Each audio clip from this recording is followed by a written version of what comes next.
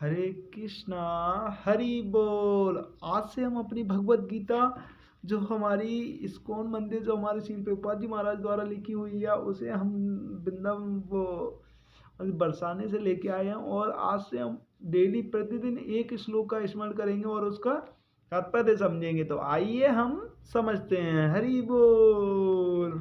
Daily एक श्लोक का तात्पर्य समझेंगे। हरे कृष्णा, हरि बोल। धर्म क्षेत्रे कुरुक्षेत्रे समावेता युयोत्सव मामका पांडवाश्रेय किम कुर्वता संजय।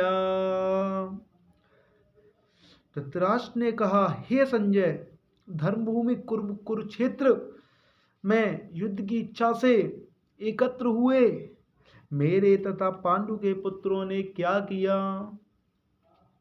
तात्पर्य: भगवत गीता एक बहुपठिक आस्तिक विज्ञान है जो गीता महात्म्य के सार। धर्म क्षेत्र शब्द सार्थक है क्योंकि कुरुक्षेत्र के युद्ध में अर्जुन के पक्ष में श्री भगवान स्वयं उपस्थित थे। कौरवों का पिता धृतराष्ट्र अपने पुत्रों को विजय की संभावना के विषय में अत्यधिक संदिग्ध था। अतः इसी संदेह के कारण उसने अपने सचिव से पूछा, उन्होंने क्या किया। आश्वस्त था कि उसके पुत्र तथा उसके छोटे भाई पांडु के पुत्र कुरुक्षेत्र की युद्ध भूमि में निर्णयात्मक संग्राम के लिए एकत्र हुए हैं।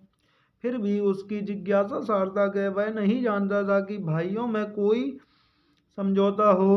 अतः वह युद्ध भूमि में अपने पुत्रों को नियति भाग्य भावी के विषय में आश्वस्त होना चाह रहा था।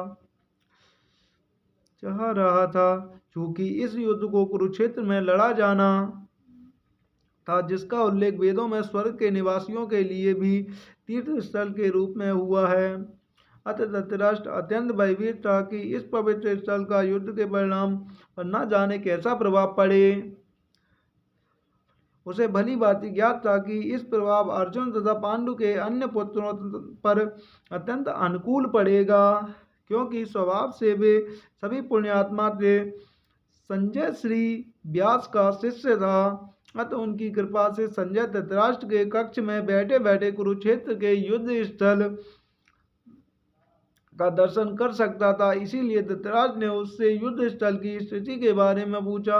पांडव तथा धृतराष्ट्र के पुत्र दोनों ही एक वंश से संबंधित हैं, किंतु यहाँ पर धृतराष्ट्र के वाक्य से उसके मनोभाव प्रकट होते हैं। उनसे जानबूझकर अपने पुत्रों को कुरु कहा और पांडु के पुत्रों को वंश के उत्तराधिकारी से विलग कर दिया।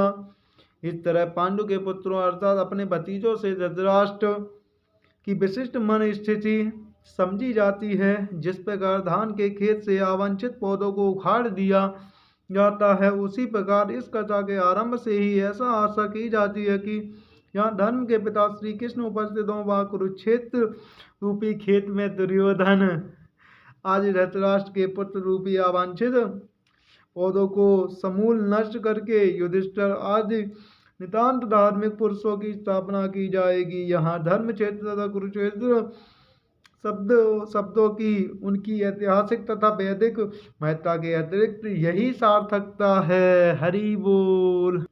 इतना हो गया, थोड़ा रह गया है।